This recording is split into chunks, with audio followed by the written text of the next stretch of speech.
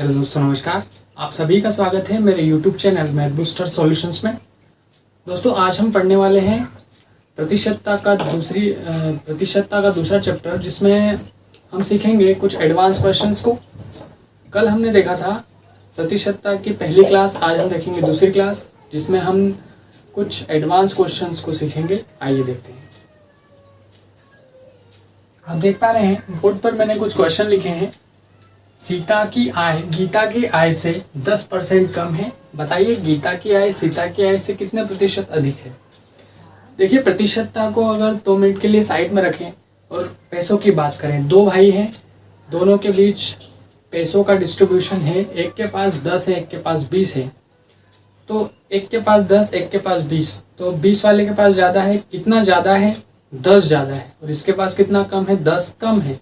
मतलब ये 10 ज़्यादा, ये 10 कम। यहाँ बराबर कर सकते हम, लेकिन परसेंटेज के केस में अगर 20% ज़्यादा है तो इसको ऐसा नहीं बोल सकते हैं कि 20% ही कम है। इसको कैसे सॉल्व करेंगे देखते हैं। आप यहाँ देखेंगे सिर्फ कितने परसेंट कम है? 10% कम है। 10 तो लिखेंगे, लेकिन कम है। कोई भी वस्तु, कोई भी संख्या, कोई भी पैसा अपने आप में 100% होता है। अब 10% तो कम हो गया। 100% था, 10% कम हो गया, मतलब बचा कितना? 90%, मतलब 90%। तो वो 90 नीचे लिखेंगे, गुणे में 100 कर देंगे। आप इसको काटें, 10 9 90, 100/9, 9 कम 9, 9 कम 9, 11 सहित 1/9 परसेंटेज आंसर आएगा आपका। मतलब अगर एक व्यक्ति दूसरे व्यक्ति से 10% कम है, एक व्यक्ति दूसरे व्यक्ति से 10% कम है, तो दूसरा व्यक्ति पहले व्यक्ति से 11 सहित 1/9% अधिक होगा। दूसरा क्वेश्चन देखें।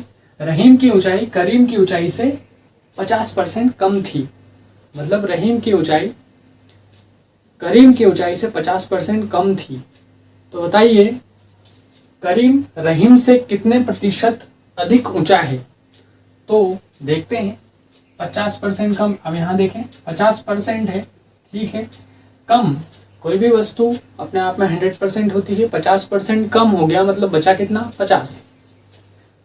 नीचे लिखेंगे, इंटू में लिख देंगे 100। 50 से 50 कट गया, बचा 100% आंसर। इस प्रकार चीनी का मूल्य 20% बढ़ गया। उपभोक्ता को अपने व्यय में कितने % की कमी करनी होगी कि खर्च ना बढ़े। देखिए, इस क्वेश्चन का ये मतलब है कि मान लो कोई मिडिल क्लास व्यक्ति है और उसको चीनी खरीदनी है। उसके पास 20 रुपये हैं और 20 रुपये किलो ही मिलती है चीनी। 20 रुपये हैं और अचानक से दाम बढ़ जाते हैं, तो उसके पास तो 20 ही रुपये हैं, मतलब चीनी कम आएगी। अब चीनी कम आएगी और उसको उतने ही दिन चलाना है, तो उसको खर्च कम करना पड़ेगा। मतलब डेली लाइफ में जितनी चीनी यूज़ करता है, उस चीनी की मात्रा को कम करना होगी।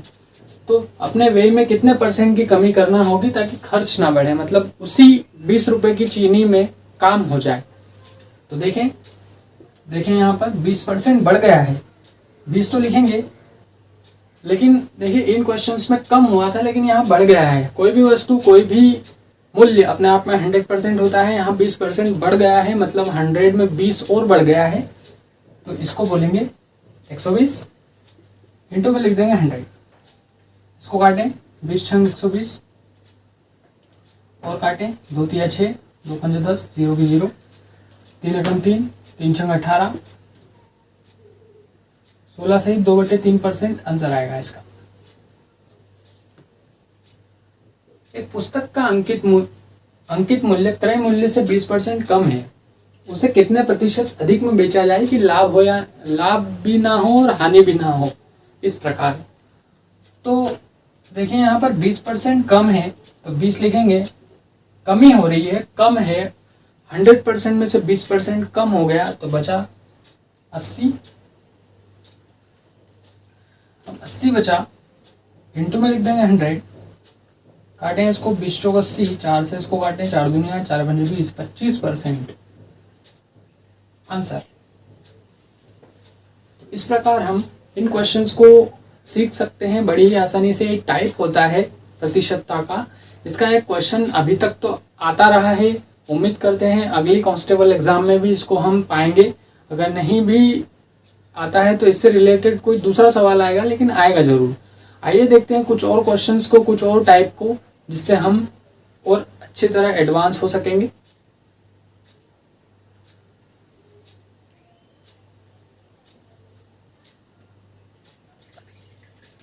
आप देख पा रहे हैं बोर्ड पर मैंने कुछ क्वेश्चंस लिखे हैं। ये कुछ अलग टाइप के क्वेश्चंस हैं। यहाँ पर वृद्धि होगी, कमी होगी सीक्वेंस में, और उसको हम सॉल्व करेंगे। जैसे एक व्यक्ति की आय 10% बढ़ी, फिर कुछ दिनों बाद 20% बढ़ी। इस प्रकार व्यक्ति की आय में कुल कितने प्रतिशत की वृद्धि हुई। देखिए इस क्वेश्चन को समझते हैं पहले। मान लीजिए कि 100 रुपये उस व्यक्ति की इनकम होगी, 100 रुपये मिलते होंगे, 10% बढ़ गई, मतलब 100 रुपये तो थी, लेकिन 10% बढ़ गई। 10% बढ़ी है मतलब 100, 10/100।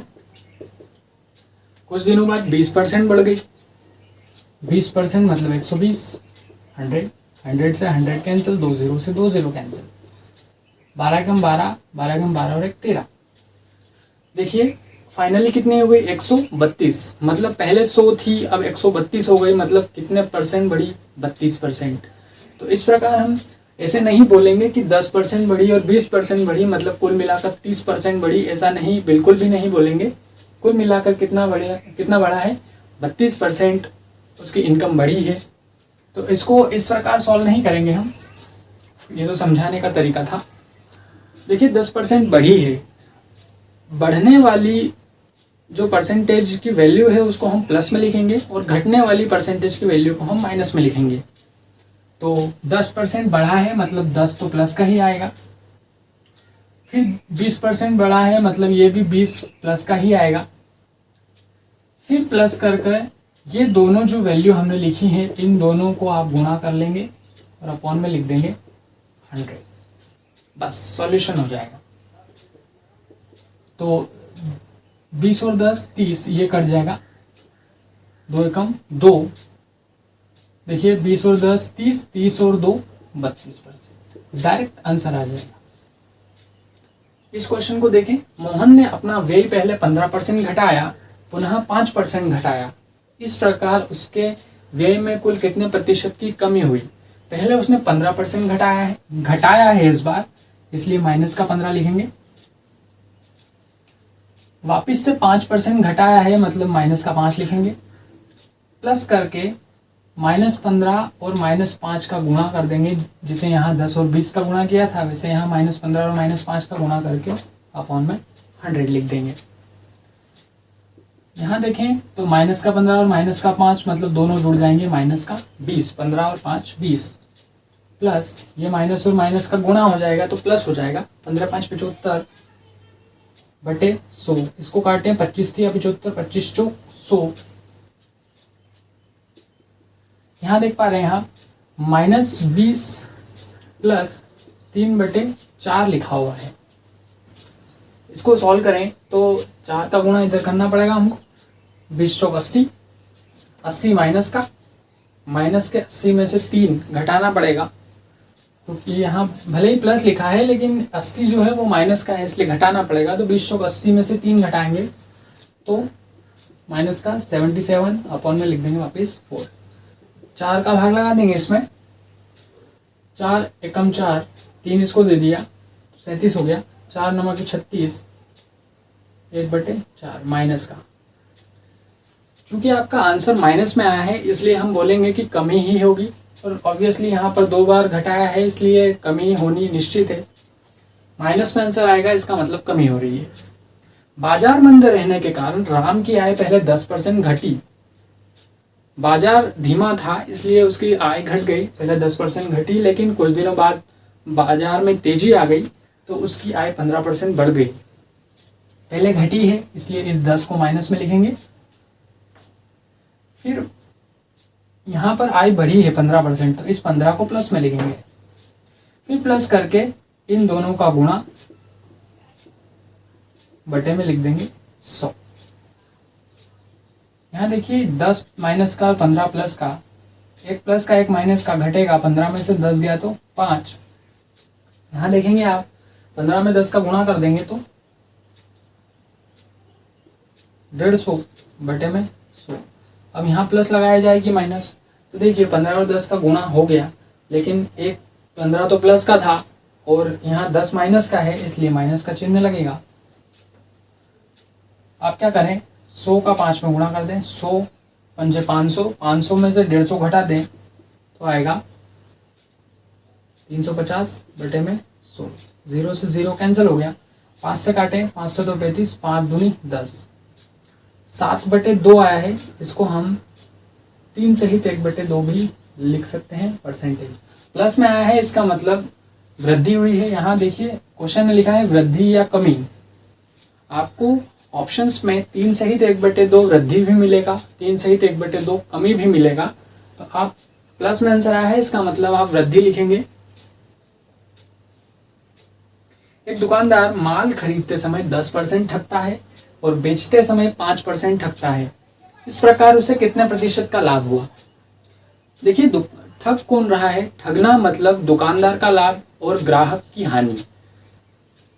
यहाँ पर दुकानदार है, दुकानदार ठग रहा है, ठगने वाले का हमेशा लाभ होता है। 10% ये लाभ में जाएगा, मतलब बढ़ेगा, तो 10 प्लस का ही आएगा।